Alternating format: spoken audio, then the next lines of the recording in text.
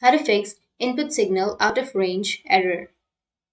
So if you want to fix input signal out of range error, then the first thing you need to do is change the resolution.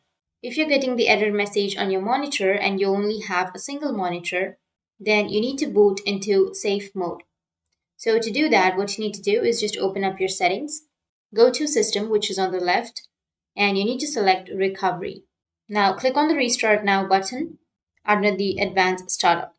Once you go with Restart Now, then you will have a blue kind of interface, or you will have the blue screen, which will ask you to choose an option. So you just need to simply go with the Troubleshoot, and under Troubleshoot, you need to go with the Advanced Options. Under your Advanced Options, you can go with Startup Settings, and then you can go with Restart. And after that, you need to select the fourth option or press the 4 key, which is Enable Safe Mode. If you've entered the safe mode, then you can simply press Windows plus I to open up your settings. Once you open up your settings, now go to the system and select Display. Choose the defective monitor, head to the Display Resolution option, and choose the correct resolution from the drop-down list. However, if you're using a dual monitor setup and one of the monitors is showing, such as error message, you do not need to boot your PC into safe mode. You can simply enter the Windows settings on the other working monitor and change the resolution.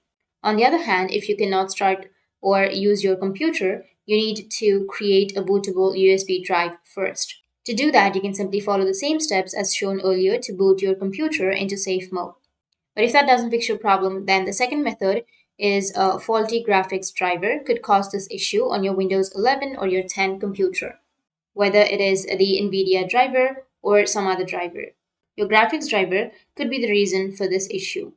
So you need to uninstall the graphics driver and reinstall it to check if it resolves the issue or not. So to do that, you need to right click on your Windows and go with the device manager.